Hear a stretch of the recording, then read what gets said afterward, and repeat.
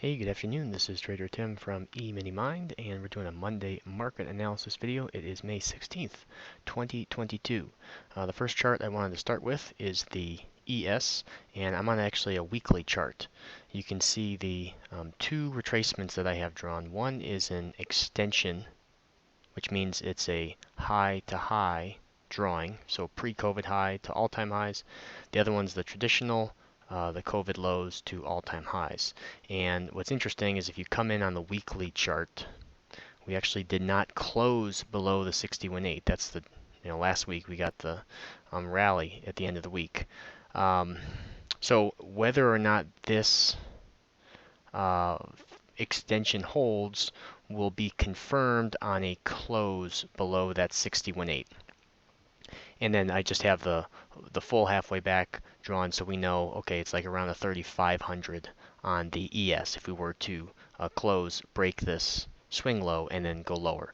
As of right now, if we go to the daily chart, the gap up at lows was definitely buyable on Friday, so I did buy some there of did an add to a longer term position, and then just kind of positioning myself here aside from day trades, watching for a move to the next halfway back, which would look something like that. So it's like a 40.79 on the ES for the next potential place to short or buy puts if we are met with resistance there. So before we go to today's trades, just wanted to talk about a couple things here with the VIX.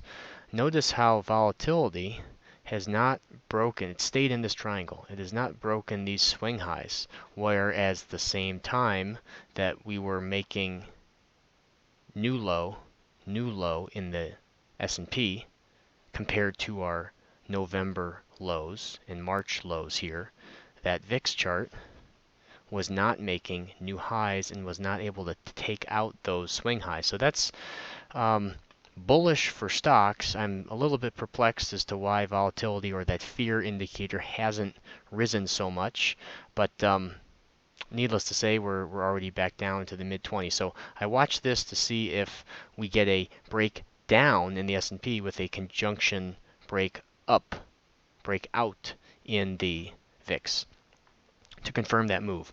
The other thing to note, this market internals, the breadth box on the top left, if you see that at 10 to 1 or greater, 11 to 1, 12 to 1, 13 to 1, you can buy every pullback that day. And if you see it at like negative 10, negative 12, negative 15 to 1, you can sell every bounce in that session. Sometimes,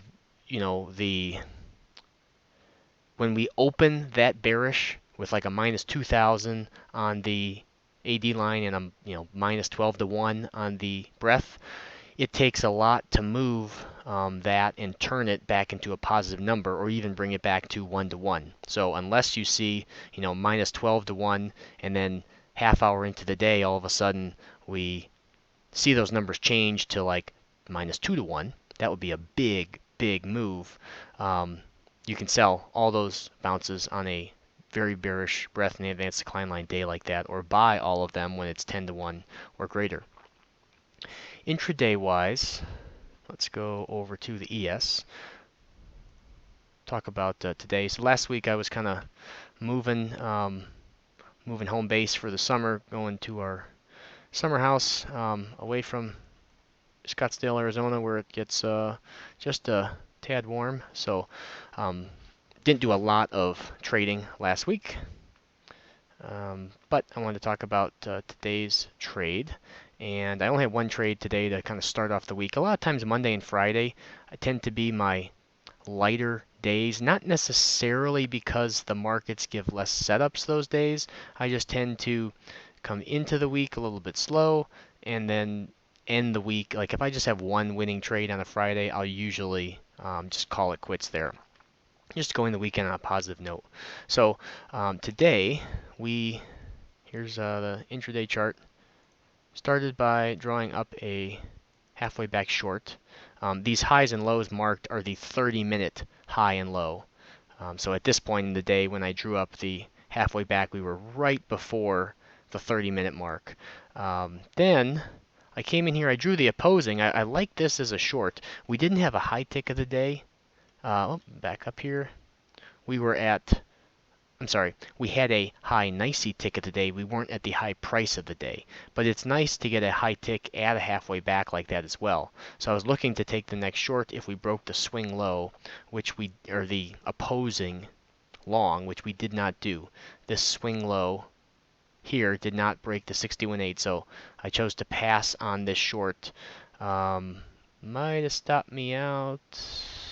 I believe so if I would have taken it, but the reason I passed is because we stopped at the long first. So the larger short traded on the 5-minute chart. So then I'm looking, okay, I want to take the next micro short once we break a swing low. So we break the uptrend. I want to take the next short unless we stop at the opposing long.